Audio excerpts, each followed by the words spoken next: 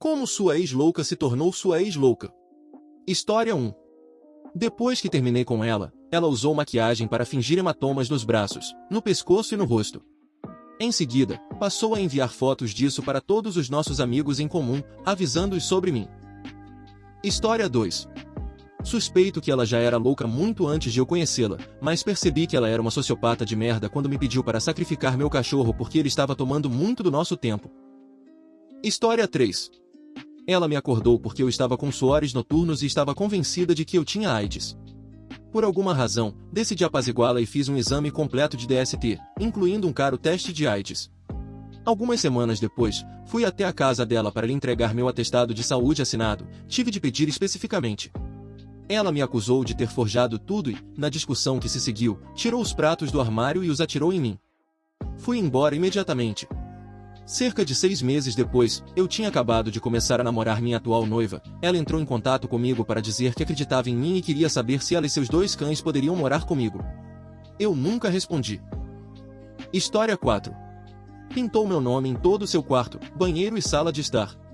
Pediu-me em casamento e depois nos transformou em fotos de casamento no Photoshop, enviou convites para toda a família dele, para mim e para os meus amigos, colocou uma foto de ultrassom online e tentou anunciar no Facebook que estávamos esperando um bebê, raspou nossas iniciais no gato dele e deixou centenas de cartas de amor coladas no meu carro. Tivemos metade de um encontro duplo com amigos, eu estava apenas sendo uma boa esportista, saí quando ele me pediu em casamento e minha comida chegou. O resto veio na semana seguinte. Editar para esclarecer, pois sinto que não fui claro, tudo isso aconteceu depois do primeiro e único encontro. Não se tratava de, namoramos por meses e depois a loucura dele veio à tona, mas de, nos conhecemos há 1 hora, por que você está me pedindo em casamento? História 5. Começava discussões do nada porque, eu sou um drama, eu sou assim. Então, um dia, eu fui beber na cidade natal dela e ela encontrou o ex. Um dia depois, ela disse, desculpe, mas vou começar a sair com ele novamente. 2 dias depois disso, ela estava implorando para voltarmos a ficar juntos. Não. Durante alguns anos, ela me enviou mensagens ocasionais para sairmos para beber, mas acabou parando quando engravidou. Boa sorte para o cara que a engravidou, pois, além de ter uma personalidade absolutamente maravilhosa, ela tinha uma genética e uma família horrível. História 6. Andou quilômetros na neve até minha casa, bateu na janela do meu quarto por 1 hora até que eu o reconheci. Eu o afastei. De manhã, ao acordar, ouvi um farfalhar no meu armário. O pequeno maldito entrou na minha casa de alguma forma e estava escondido no meu armário. Ameacei chamar a polícia para que ele fosse embora. Semanas depois, ele me enviou por e-mail fotos minhas dormindo naquela noite. Ainda tenho pesadelos sobre encontrá-lo em um armário. História 7. Ela deveria estar tomando remédios e nunca me contou, mas isso não importava, pois ela parou de tomar os remédios antes do nosso namoro. Tentou compensar isso tomando muitas drogas recreativas diferentes que ela também não mencionou. Encontrei seu kit de drogas e fugi. A mãe dela disse, e eu cito, estou surpreso por você ter sobrevivido tanto tempo. História 8. A ex-maluca do meu marido, namorada do ensino médio, era maluca porque marcou uma sessão de retratos para tirar fotos dos nossos 3 filhos para a casa dela. Não, nós não deixamos aquela maluca levar nossos filhos. Eles terminaram o último ano do ensino médio, e isso foi quando estávamos na casa dos 30 anos. Chocados com o contato dela, sem mencionar a consulta, descobrimos que ela também tinha seu número de telefone listado, nas listas telefônicas da época, como Senhora Nosso sobrenome, durante todos esses anos, o que nunca foi seu nome. Ela estava presa em sua fantasia do ensino médio, o que era assustador. História 9. Ele mentiu sobre seu registro policial e sobre a condenação anterior por me bater, ele é charmoso e manipulador, então entendo por que ela acreditou nele. Ele saiu da prisão recentemente pelo que fez e estou feliz por estar do outro lado do país. História 10. Ele começou a enviar mensagens a todos os novos rapazes com quem achava que eu talvez saísse, pedindo-lhes que não me convidassem para sair, pois achava que ainda tinha uma chance comigo. Isso não aconteceu 1 ou 2 vezes, mas com cerca de 10 rapazes. Ele nem sequer os conhecia pessoalmente. Eu nem sequer os conhecia. História 11. Ela recortou minha cabeça dos anuários e os colocou em quadros de cortiça em sua cabeceira. Descobri isso porque uma de suas amigas me disse que ela fazia isso, e então quis ver com meus próprios olhos. Ela estava trabalhando durante o dia e eu era amigo do irmão dela, que me deixou entrar quando eu disse que precisava pegar algo no quarto dela. Entrei, com certeza, minha cabeça estava em um monte de corpos musculosos que não eram meus. Terminei meu namoro com ela no dia seguinte, depois de ver o santuário no estilo Rei Arnold. Depois do término, ela passava pela minha rua, parava e esperava do lado de fora para ver se minha luz estava acesa. Não estava, principalmente porque eu sabia que ela faria isso. Em seguida, ela me ligava e deixava mensagens de voz com sua respiração bastante pesada.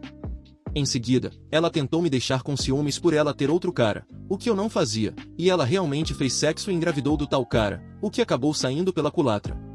Então, final feliz, eu acho. História 12.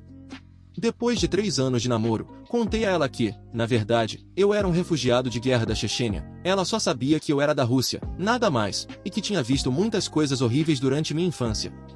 Vi pessoas sendo executadas, bombas explodindo, pessoas morrendo lentamente de gangrena, desviando de atiradores de elite, etc. Nunca contei isso a ninguém em minha vida desde que vim para os Estados Unidos, mas contei a ela porque tinha certeza de que queria passar meu futuro com ela. Eu disse a ela que era muito importante ter contado isso a ela em primeiro lugar, porque eu nunca havia contado a ninguém. Ela me deixou logo em seguida porque achou que eu estava louco ou com problemas mentais por causa de toda a merda pela qual passei. Ela disse que não queria namorar um refugiado de guerra assustador. A pior parte foi que os pais dela, com quem eu me comunicava principalmente porque ela se recusava a falar comigo, também acreditaram nisso. Eles me disseram coisas horríveis sobre isso, dizendo que eu era um criminoso, drogado, que acabaria batendo nela, que eu era apenas mais um árabe de rua, sou azeri, não árabe. Eles basicamente bateram o pé e disseram que eu nunca poderia namorar alguém como a filha deles. Foi uma das piores semanas de minha vida. Realmente me fez perder a fé em relacionamentos de longo prazo com garotas. Edith, para todos os curiosos, não foi uma coisa imediata. Ela sempre me achou suspeito, de certa forma, porque eu era da parte ruim do Brooklyn e ela sabia que eu tinha um histórico de drogas pesadas na adolescência, mesmo depois de ter vindo para os Estados Unidos. Ela tinha medo dessas coisas, não ia a certos bares e clubes que tinham um certo tipo de pessoa, preferia os bares e UPIs. Aparentemente, essa divisão a deixava muito desconfortável, como se não pudesse se identificar comigo, e descobrir que sou um refugiado de guerra foi a gota d'água para ela. História 13. Ela tentou se afogar em um rio no meio de dezembro porque achou que eu queria dormir com outra pessoa. Eu tive que sair do rio e pegá-la. Isso foi depois que ela jogou meu telefone no chão quando recebi uma mensagem de texto de um amigo dizendo que minha então namorada havia deixado a bolsa no bar. Em outra ocasião, ela pegou as chaves do carro de mim depois de beber muito e, quando tentei impedi-la de dirigir, ela quase me atropelou. Sim, ela era louca. História 14. Genética.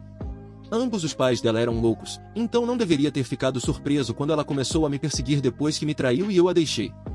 Ela ameaçou algumas das minhas, e por extensão, nossas, amigas com violência física só por estarem perto de mim e tentou fazer com que eu fosse demitido do meu emprego.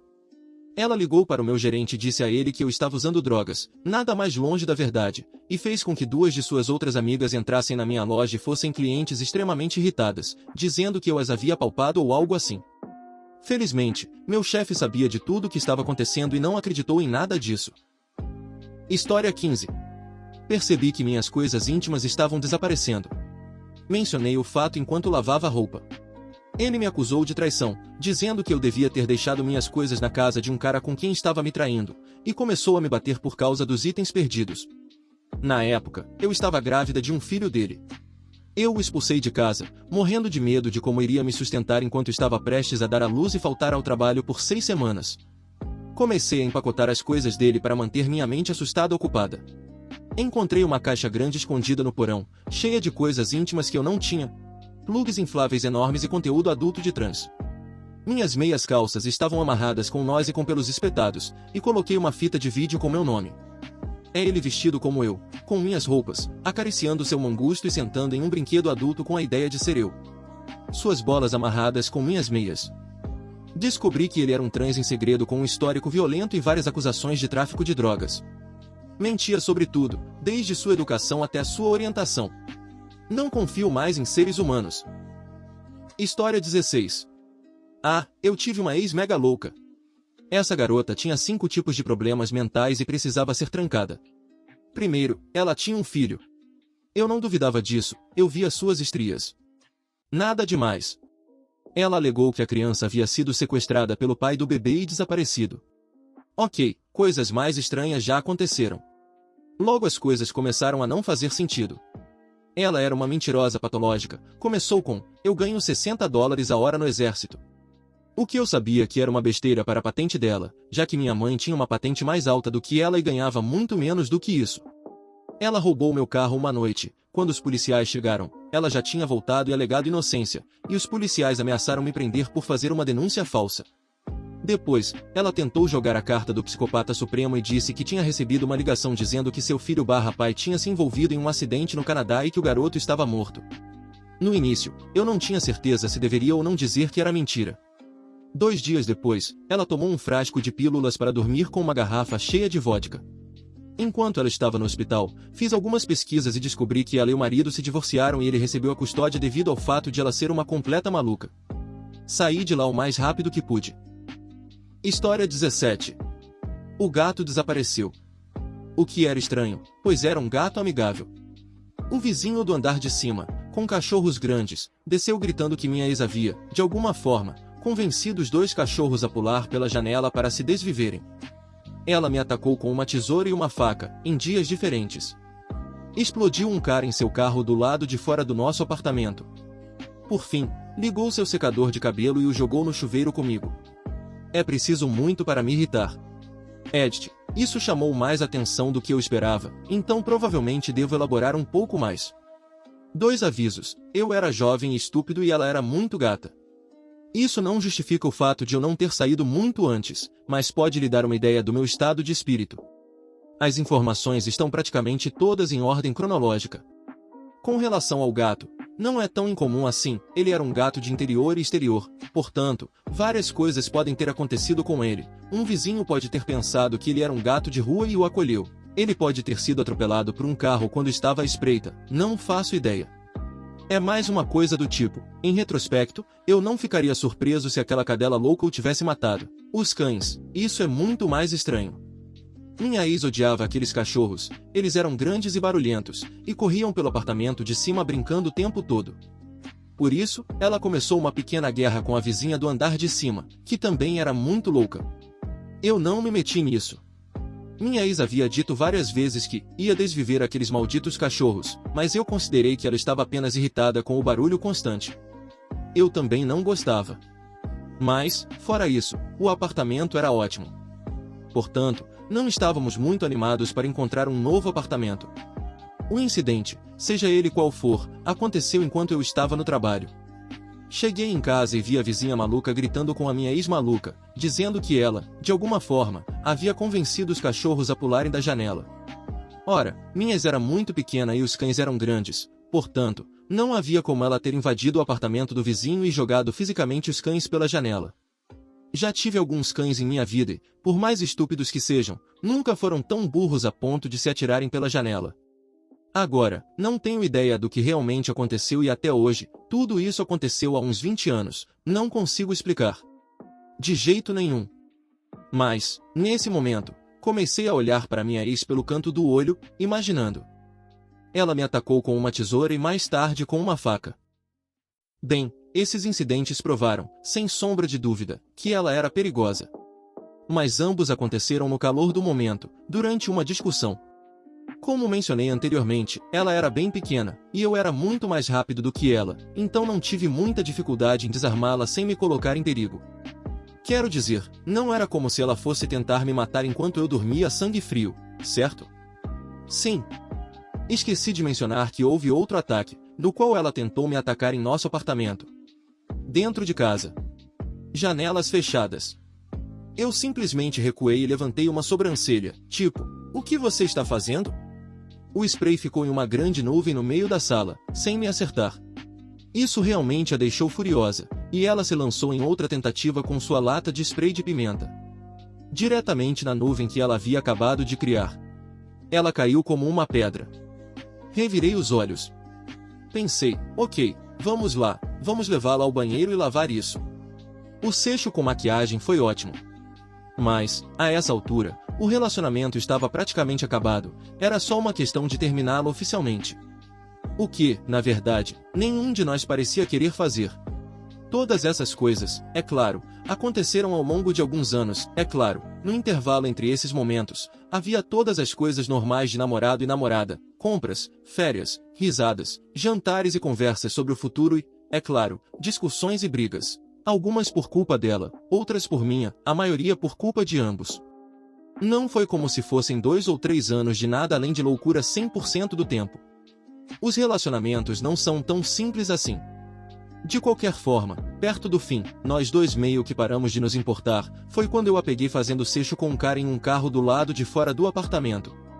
Esse foi o momento de, ufa, isso está 100% acabado.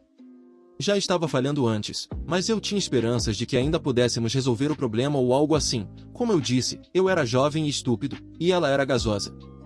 Mas não, pronto. Então, concentrei minha mente e atenção em encontrar um novo lugar. Eu não queria nem me preocupar em brigar pelo apartamento, pois ele não era tão bom assim.